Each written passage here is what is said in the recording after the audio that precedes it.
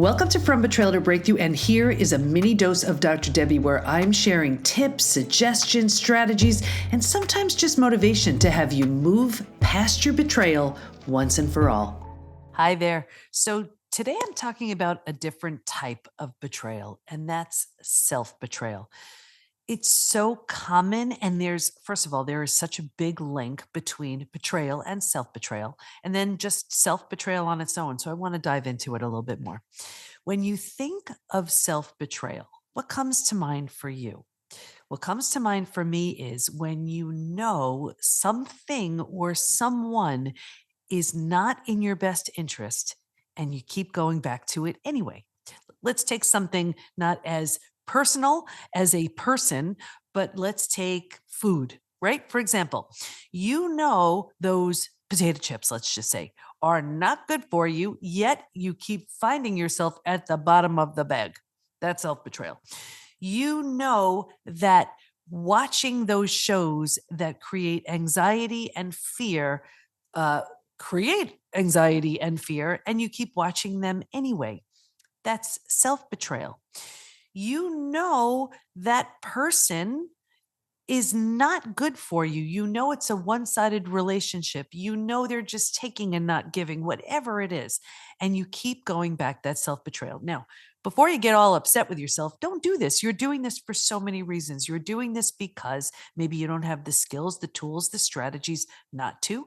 Maybe because you're just a big-hearted, wonderful, amazing human, which I know you are. And that's why you keep thinking that, okay, I'll just keep giving this person the benefit of the doubt, and you do. So this isn't anything to blame or to just give you a hard time or make you feel badly about. It's only to create awareness. But you know it's self-betrayal by how you feel afterwards. Because if let's just go back to that food example.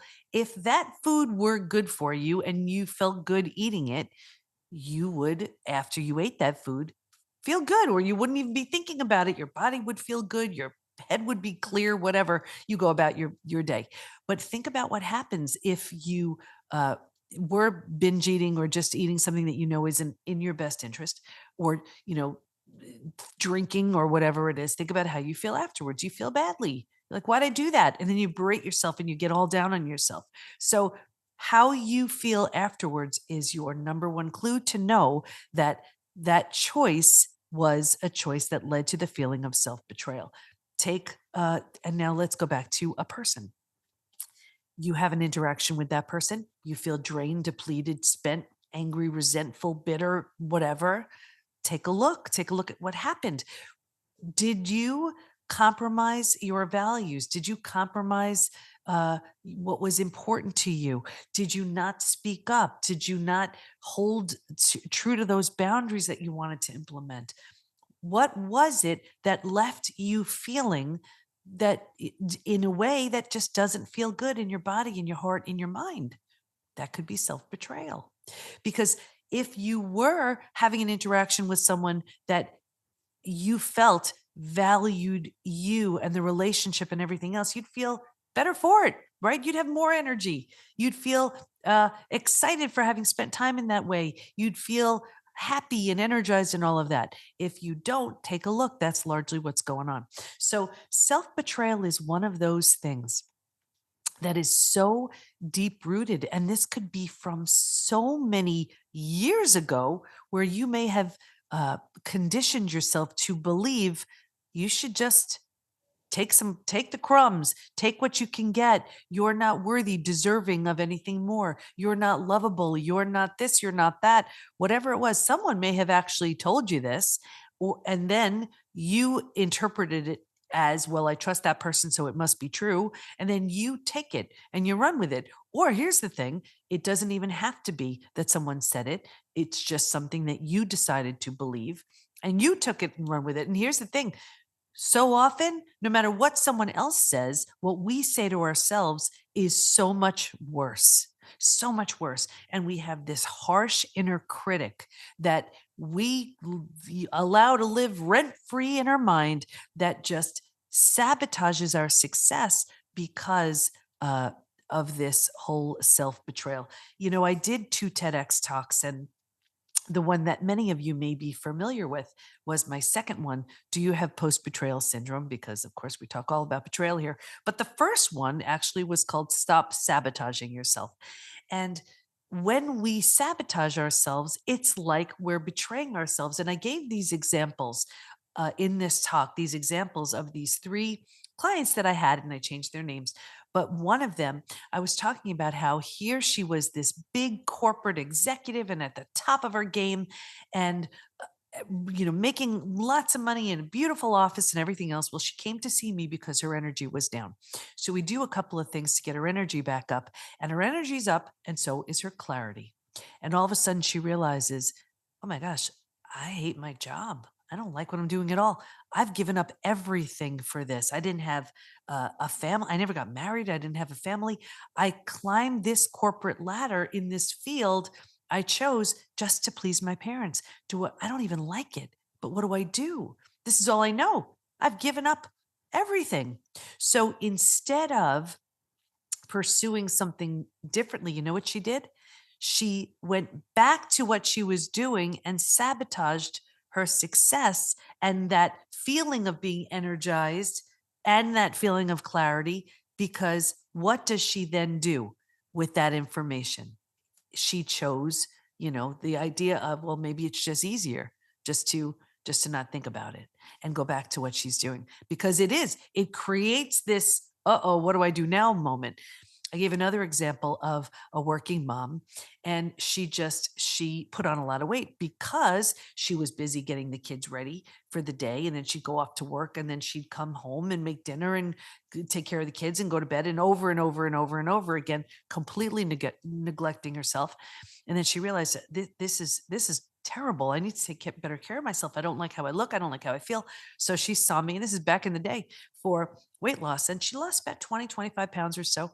And all of a sudden, with this new level of clarity and this new, energy and everything else that she recognized and felt with this weight loss, she said, oh my gosh, I don't even know if I like my job. I don't even know if I like my husband.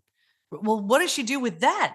So she didn't even realize she was doing it, but she went back to her old way of eating and sabotaged her success. Because think about it. If you're faced now with this realization of, I don't like my job, I don't even know if I like my husband, what do I do with that? That's going to create a lot of questions. If you pursue that, it's going to create a lot of shakeup. So in her mind, she thought, okay, the better option here is just to go back to where I was and sabotage the success of that she had from that weight loss, which gave her that sense of clarity. I gave one final example too, and I remember it was a guy, and he used to go every Friday night or whatever to meet the guys and grab a beer and talk about their lives and their relationships and everything. And then he realized, it struck him, and he was like, you know all we're doing is sitting here complaining, and nothing's changing, and there's got to be more than this. So he dives into the world of personal development. And if any of you listening, watching, have ever done that, it's like you could be a kid in a candy store. All of a sudden, it's like this whole new world you didn't even know existed. Well, that was the case for him. And he was all excited about everything he was learning and how he was growing. And so, of course, now that he's learning and growing, he wants to share it with his friends. Well, as he goes and he shares all the things he's learning and doing and thinking and feeling, and they're looking at him like he's crazy, because now here he is on this new path, and they're like, who is this guy? We don't even know who you are. What are you talking about? So what does he do? He stops the personal development, and when he meets with him, he starts drinking a little bit more, sabotaging his success. So it's so subtle. But when we're confronted in any kind of way, it is such a go-to option to just sabotage what we're doing, just because it's awkward, it's uncomfortable. I don't like this line of questioning. I'm outgrowing my people. Who do I know who's doing these things? I don't know. Forget it. Let me go back to the familiar known, even if it stinks. And this is self-sabotage. This is self-betrayal. I use this analogy a lot. I'm big on the analogies. And I use this analogy of, imagine you're swimming. You're swimming in, like, in the ocean, let's just say, or a lake, or big lake or something. And you swim halfway out. Man, that's like a lot to swim halfway out, let's say a lake. And now you're like, you know what? I'm really tired. This is really hard. Let me just go back to where I was. And you go back to the shore. And then you're like, yeah, but you know what? There's this beautiful island. If I just kept going, and you try again, and you go out halfway. I mean, it's grueling. You're swimming, and halfway you're like, oh, it's just too hard. And you go back. And you do that a bunch of times. Think about what's happening here. You're exhausting yourself going out halfway, and then you're putting in this tremendous amount of effort to go all the way back. What many people don't realize is, what if it's the same distance that you went to go all the way back to shore, if you were just to keep going to get to that beautiful island that is so much more rewarding, takes you to this beautiful new space if you just kept going. But you know what happens is this. It's so familiar. The shore where we were is so familiar that we'll spend the effort to keep us to that space that we know, instead of venturing into the unknown. And I know this sounds crazy too. If I tell you how many people I've spoken with who they've been betrayed, it's been horrible. It's been many betrayals with the same partner. It's a lifestyle. I mean, it just becomes, this is just the way it is. And they come and they speak with me to see if the program is right for them, the Transform Level program, which they're working with me personally.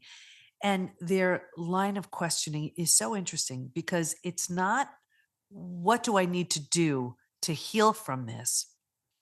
It's, what do I need to do so this doesn't bother me? So I can go back. It's almost essentially so I can go back for more.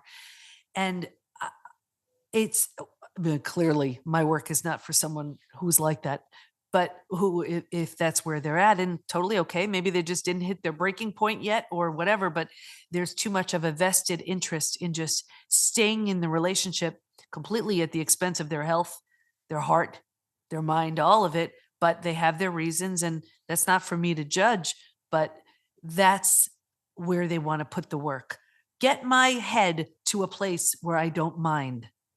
That's self-sabotage. That's self-betrayal. Get my heart to a place where I can tolerate this. That's self-betrayal, right? You see how this works. So what I invite you to do is take a look at all the different areas in your life where you may be sabotaging yourself, where you may be betraying yourself. Is it that you want to climb that corporate ladder, but the change that you may need to make in some area there may be different or awkward or uncomfortable, so you just justify it and say, it's not so bad, this is fine, whatever, and you betray yourself in that way, where the highest and best version of you would have just said, this is what we're doing, let's just do it. Or is there another aspect of your life where, even just let's take relationships, where that person is hurting you, they have no intention of changing now anyway, and instead of justifying it or making excuses for them or coming up with reasons why, well, it's really not that bad, or whatever it is, you're settling. And when you think of what would the highest and best version of you do, how would they do this? Now, I know there are so many of you, and a lot of you are, and I get this, people write to me, they message me, you have no idea, I can't be the one to break up a family, and I can't be the one to do this and do that. I am not suggesting you do anything. I always suggest everybody get to their highest and best. You get yourself to stage 5, because that's where your best decisions are made. But take a look. Are you sabotaging your success that you're not even willing to get to stage 5, because that stage 5 version of you is going to see things very differently, with strength, with clarity. And then what does that do? That's going to create a shakeup in your mind, because now it's like you see things clearly. What do you do with that? In that first TEDx talk, Stop Sabotaging Yourself, I remember saying, it's like you're holding a pebble with all your might, because if you let that go, it's going to be an avalanche. It's all going to come down. And that's what we do. We prevent seeing things or recognizing things or making those changes or asking ourselves those questions because of the shakeup it's going to create, because of the discomfort it's going to create. But take a look at the price you're paying when you self-sabotage, when you betray yourself. I always go through this just sort of the sequence of events when I'm thinking of doing something and I'm very easily about to talk myself out of it. And what I do is I look at the regret, and regrets stink, but sometimes there's regret with both choices, right? So it's a question of, well, I'm going to regret if I do this. I'll also regret if I do this. So let's just take, for example, I'm going to regret if I get to stage 5 because I'm going to see these people for who they really are, let's just say at this point in time. Or I'm going to regret staying stuck and being continually betrayed. So those are your two choices. And if you look at them, both regrets are hard, right? So what I do is I choose the one that stinks a little bit less, right? So which regret stinks less? You're going to regret one of them. Which one stinks less? And you know which one I always tend to choose? And I force myself to do it, but it's really, I've conditioned myself into doing things like this, and it's helped me. And so I want to share it with you. I've conditioned myself into taking the choice, choosing the regret that stinks less. And that's the one that in some way helps helps me physically, mentally, emotionally, psychologically, spiritually. So for example, in a case of, well, do I move to stage 5 and feel better about myself, but see people for who they really are, right? That's in my best interest.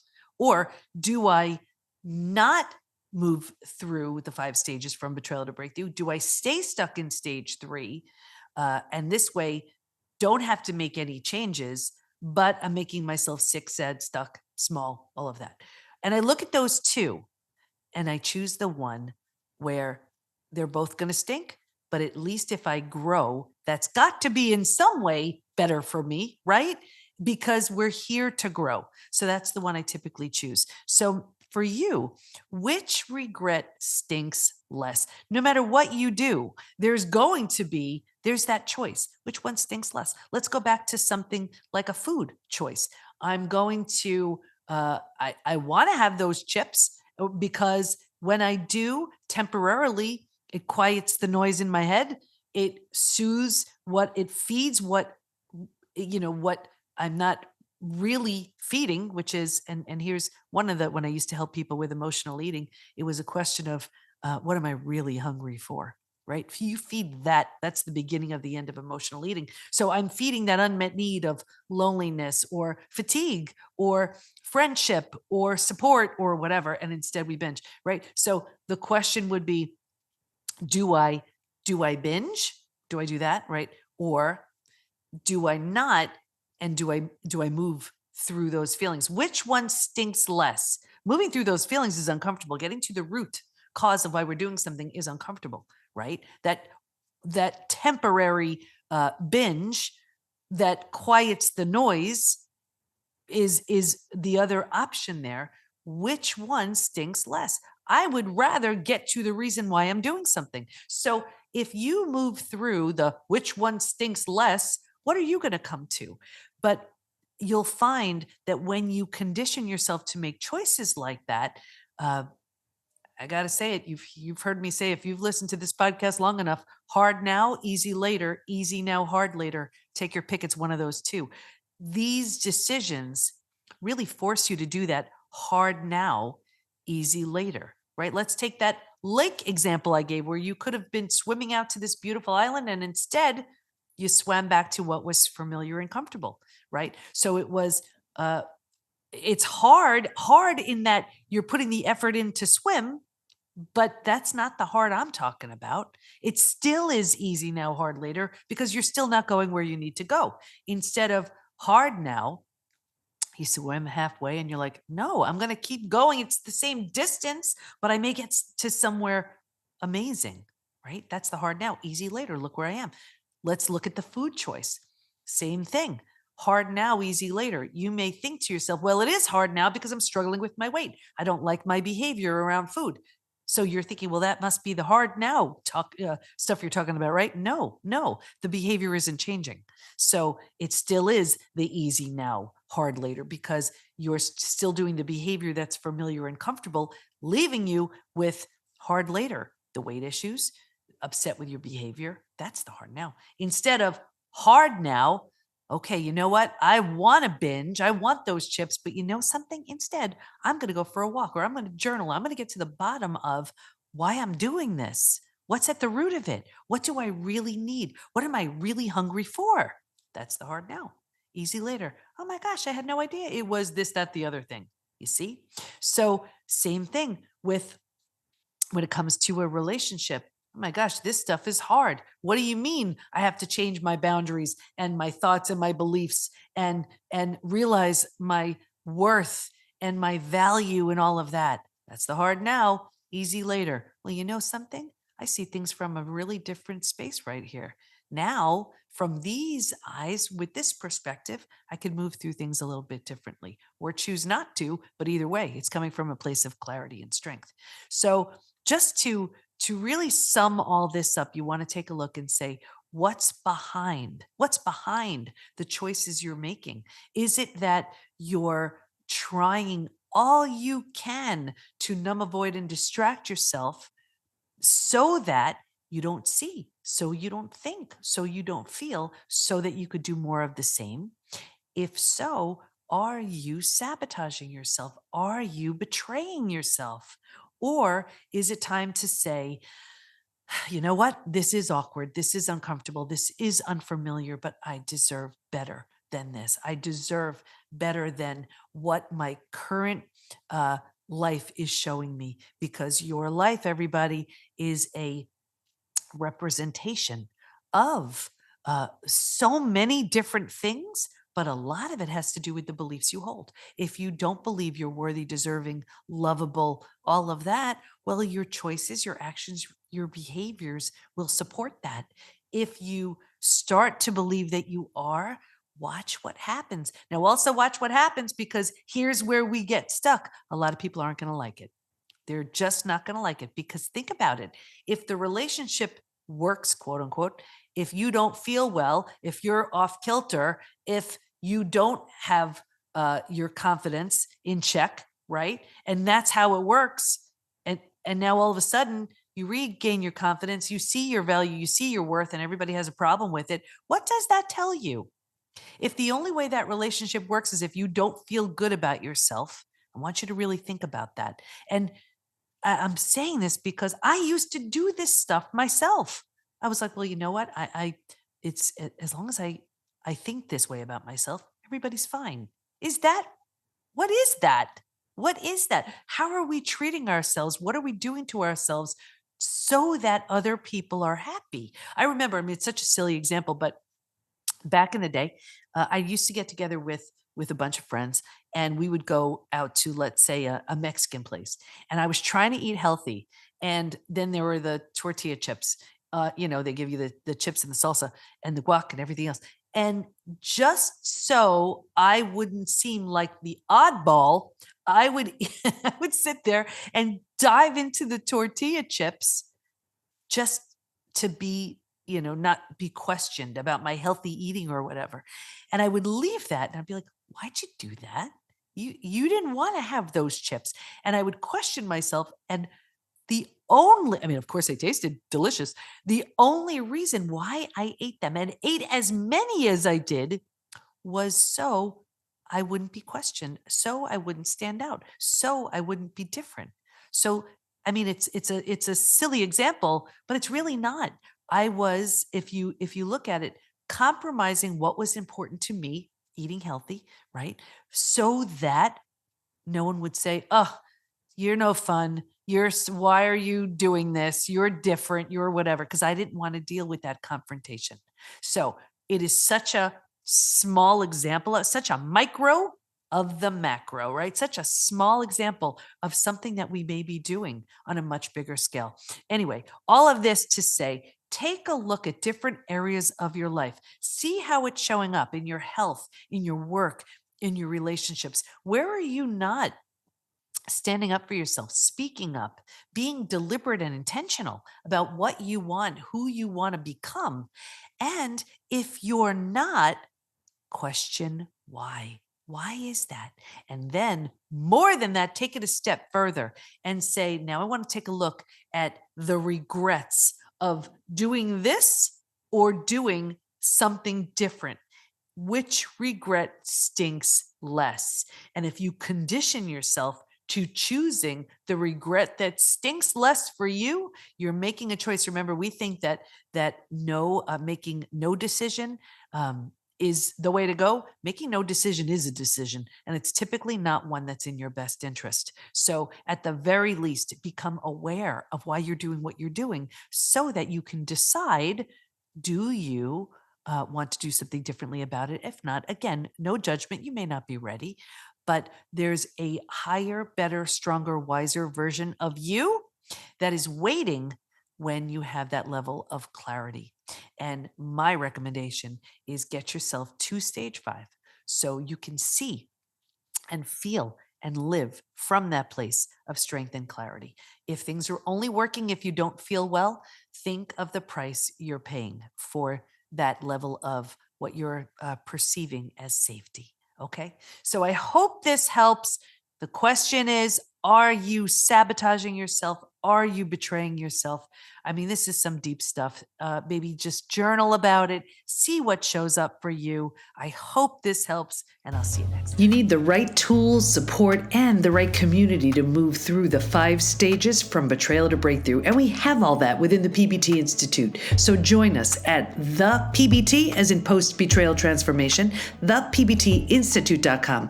There's a version of you who's so confident, healthy, peaceful, and happy on the other end of your healing. And we can't wait to help you get there. We got you. Thanks for listening. And here's to your breakthrough.